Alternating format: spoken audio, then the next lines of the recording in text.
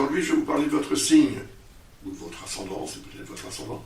En tous les cas, je vais vous parler du signe du Scorpion en 2025, bien évidemment. Hein. Nous sommes aujourd'hui le 5 octobre 2024.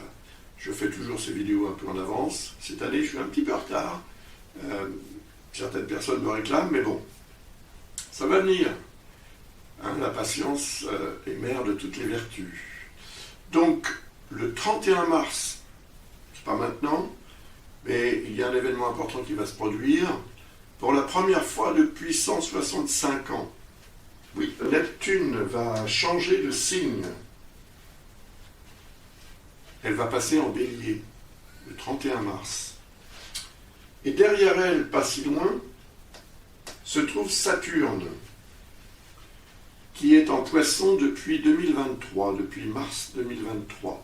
Si vous voulez en savoir plus à ce sujet, regardez la vidéo que j'ai faite pour 2023 et celle que j'ai faite pour 2024 également. Ça vous donnera des informations supplémentaires qui peuvent être utiles. Parce que dès lors que Saturne va changer de signe, et ça va se produire 2 mois à peine après, le 25 mai 2025, Saturne change de signe.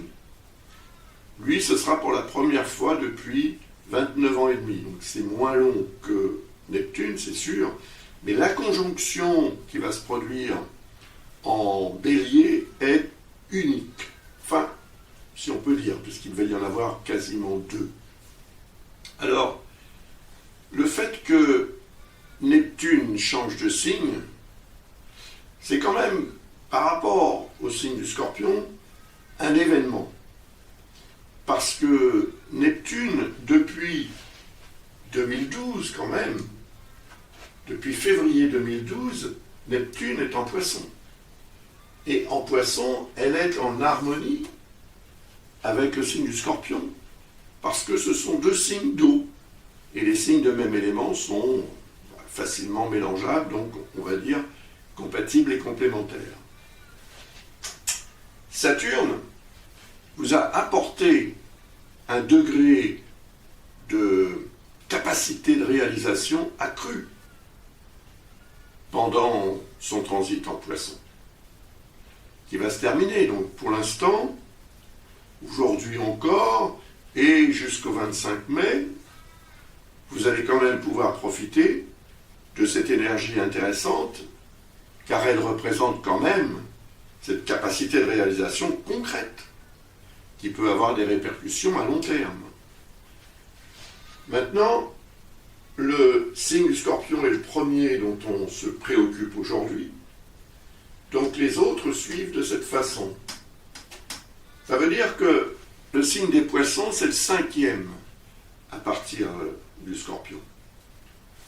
Et par analogie, si vous voulez, symboliquement, il est relié à la 5e maison, qui représente la vie sentimentale, d'abord, qui représente aussi la créativité, et tout ce qui peut apporter finalement du plaisir dans la vie. C'est même représentatif du facteur chance, et de la tendance qu'on peut avoir justement à essayer de profiter de cette chance. Mais avec Saturne, on ne parle pas de chance, avec Saturne, on parle de résultats. Et généralement, ce sont les résultats des efforts qu'on a fournis. Donc, tout ce qui peut être créatif a été effectivement favorisé en toile de fond, et plus ou moins d'une personne à l'autre, hein, d'un scorpion à l'autre. Tous les scorpions ne sont pas logés à la même enseigne, c'est clair. Mais quand même, ce transit de Neptune, c'est de lui que je parle, associé à Saturne, mais d'abord Neptune, en toile de fond depuis 2012, donc pendant une période de près de 14 ans, ça va durer. Il a cet effet d'augmenter la sensibilité, l'intuition, l'inspiration et la créativité. Ça peut vous être utile dans les relations humaines, bien sûr, mais ça peut aussi vous être utile dans votre travail, à toutes sortes de niveaux, selon ce que vous voulez obtenir et réaliser dans la vie. Avec Neptune, on ne réalise pas.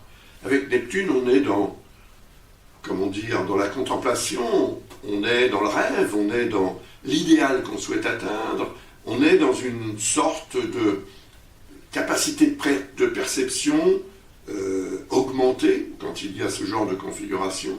certes, mais on n'est pas dans la réalisation. C'est Saturne qui aide de ce point de vue-là. Car Saturne, symboliquement, représente la réalité. Donc Neptune le rêve, Saturne la réalité, les deux se rejoignent pour que votre rêve, éventuellement, se réalise. C'est ce qu'on peut attendre de ce genre de transit, en tous les cas.